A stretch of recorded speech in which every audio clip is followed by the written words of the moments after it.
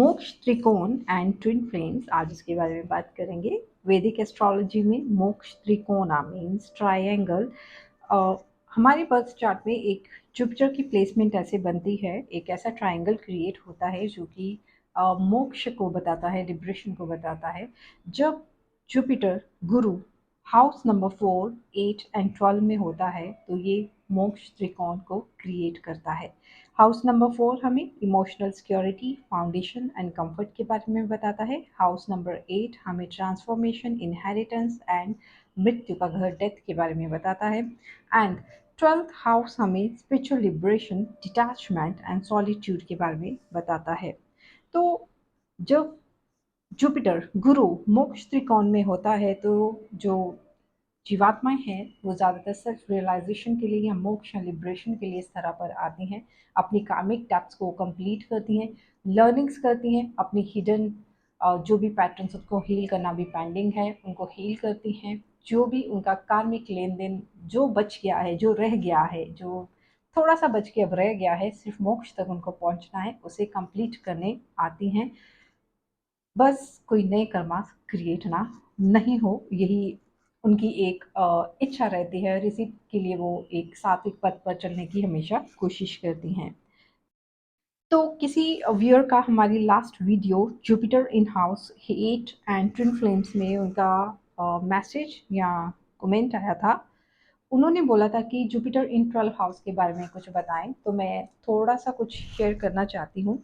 लेकिन what I believe is कि no doubt हमारे ऋषि मुनियों ने, हमारे जितने भी शास्त्र उन्होंने क्रिएट किए या अलग अलग विधियां क्रिएट की, जैसे एस्ट्रोलॉजी, न्यूमरोलॉजी, मीन्स अनेक तरह की वैदिक क्रिएशंस उन्होंने की, जिससे जीवात्माओं को ये समझ आ सके कि उनसे क्या कर्मा क्रिएट हुए थे, या उन कर्मास को बैलेंस करने की क्या विधियां हैं, या उन कर्मास के इफेक्ट्स को हम कम कैसे कर सकते हैं, या मोक्ष के रास्ते को कैसे चुन सकते हैं, या आगे चल के वो जातक कैसा रहने वाला है या उसे क्या चूज करना चाहिए। मतलब अलग अलग उन्होंने विधियां नो डाउट हमें ज़रूर बताई। But what I feel like is कि हर जीवात्मा की अपनी जर्नी है, हर जीव आत्मा अपने लेसन्स लेके आई है। ये जो शास्त्र एस्ट्रोलॉजी जो है वो हमें एक मास लेवल पर जो रिसर्च हुई या मास लेवल पर उन्होंने जो चीज़ें देखी उसके बेस पर उन्होंने जो कंटेंट क्रिएट किया, नो डाउट वो बिल्कुल सब जीवात्माओं के लिए सर्वश्रेष्ठ है। लेकिन मुझे लगता है कि जैसे आपका जुपिटर 12th हाउस में है और आप क्या फील कर पा रहे हैं, आपके पास उस चीज़ का ज्ञान ज़्यादा होगा।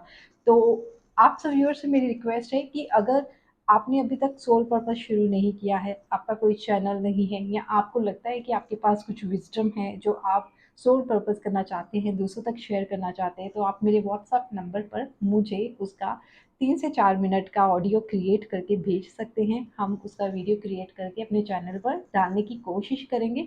हो सकता है इससे दूसरी सोर्स की हेल्प हो जाए, उन्हें भी कुछ गाइडेंस मिले। तो चलिए, Jupiter in 12th house, definitely 12th house है यहाँ पर स्पिरिचुअलिटी का, लिबरेशन का, मोक्ष का, डिटैचमेंट का, सॉलिट्यूड का। एंड डेफिनेटली जिन जीवात्माओं का गुरु, स्वयं गुरु बैठे हैं वहाँ पर लिबरेशन के घर में, तो वो जीवात्माएं डेफिनेटली बहुत ज्ञानी हैं। डेफिनेटली उनके अंदर एक ऐसा विजडम है जिसकी चाबी सिर्फ यूनिवर्स के पास है। और हो सकता है कि अभी उनकी कुछ कार्मिक डेप्थ पेंडिंग है, या अभी भी वो ये नहीं सीख पाए हैं कि उन्हें सेल्फ फीलिंग या सेल्फ पर्सनल ग्रोथ कैसे करनी है, और अपने अंदर जो हिडन टैलेंट है और अपने अंदर जो हिडन स्पिरिचुअल पावर्स हैं या विजडम है उसे दूसरों तक कैसे सर्व करना है। तो यहाँ पर जब ट्विन फ्लेम्स का जुपिटर 12th हाउस में होता है तो ये यहाँ पर सबसे पहले आपको पर्सनल हीलिंग के लिए बोलता है कि जब तक आप खुद को हील नहीं करेंगे, जब तक आप स्पिरिचुअलिटी में बिलीव नहीं करेंगे, अपने अंदर हिडन टैलेंट्स है, विजडम है, लेकिन आप उसको ठीक से अप्लाई नहीं करेंगे, जब तक आप खुद में बिलीव ट्रस्ट नहीं करेंगे, अपनी डिटैचमेंट्स को लेट गो, अटैचमेंट्स को लेट गो करना नहीं सीखेंगे, तब तक आप उस स्पिरिचुअलिटी पर नहीं पहुंच पाएंगे। और यहाँ पर पॉसिबिलिटीज ये भी हो सकती हैं कि नो डाउट पास्ट लाइफ में आपने साधु संतों का संग किया है, डेफिनेटली आप हायर सोल्स के साथ आपने कुछ ना कुछ विजडम ज्ञान उनसे लिया है, आपने उनका संग किया है। तो आज आज भी आपके अंदर ये भावना आती है कभी कभी कि मैं सब कुछ छोड़ दूं, कि मैं यहाँ क्यों हूँ, कि लिबरेशन, मुझे मोक्ष चाहिए। आप सबसे डिटैच फील करते हैं, आप सॉलिट्यूड चाहते हैं, आप अकेले रहना चाहते हैं। मतलब जहाँ पे 4 लोग बैठ के पार्टी करने का सोचते हैं, आप चूज़ करते हैं कि मैं बैठ के सॉलिट्यूड में बैठ के कुछ ज्ञान अर्जन करूँ या कुछ मेडिटेशन करूँ, कुछ ऐसी प्रैक्टिसेस करूँ जो स्पिरिचुअलिटी से रिलेटेड है। एंड डेफ़िनेटली आपके अंदर ये भी रहता है कि मैं चैरिटी करूँ, दान पुण्य करूँ, जितना कर सकती हूँ या कर सकता हूँ। दान में आप बहुत बिलीव करते हैं। वो उसका कारण ये भी हो सकता है कि पास्ट लाइफ में हो सकता है कि आपने गुरु दक्षिणा से रिलेटेड कुछ इश्यूज़ रहे हों, या किसी साधु संत के संग में कुछ ऐसी उधारी या कुछ ऐसा कुछ आपके सबकॉन्शियस माइंड में रह गया कि जो पेंडिंग था, जिसका सबकॉन्शियस माइंड में आप आज भी रिग्रेट करते हैं। इसलिए आपके मन में आता है कि मैं जितना हो सके उतना दान करूँ, जितना हो सके उतना मैं दूसरों को सर्व करूँ। और ये भी एक अच्छी चीज़ है। लेकिन यहाँ पर एक चीज़ ये मैं आपको कहना चाहती हूँ कि आपके अंदर वो विज़डम है जो एक नॉर्मल सोल के अंदर नहीं है, और आप दुनिया को वो दे सकते हैं जो एक नॉर्मल सोल नहीं दे सकती है। लेकिन उसके लिए आपको इनर वर्क करना पड़ेगा, खुद को हील करना पड़ेगा, अपनी पर्सनल ग्रोथ करनी पड़ेगी और आगे बढ़ना पड़ेगा। अगर किन्हीं कारणों से आप स्पिरिचुअलिटी को नहीं चूज़ कर पा रहे हैं, हो सकता है आपकी मैरिड लाइफ में कुछ इश्यूज़ हो सकते हैं। अगर आप मैरिड हैं तो हो सकता है जिस स्पाउस के साथ आप मैरिड हैं वहाँ पर हार्मनी अभी आप फील नहीं कर पा रहे हैं। और हो सकता है अगर आप अपने ट्विन फ्लेम के साथ ही मैरिड हैं या रिलेशनशिप में हैं तो वहाँ भी हार्मनी नहीं है। वो इसीलिए है कि क्योंकि अभी भी कुछ पास्ट की हिडन पेन जो है वो रह गई हैं, और अभी भी आप उनको लेट गो करना नहीं सीखे हैं। और जहाँ पर आप लेट गो करना नहीं सीखते हैं, वहाँ पर आप अपनी हायर सेल्फ से अलाइन नहीं हो पाते हैं।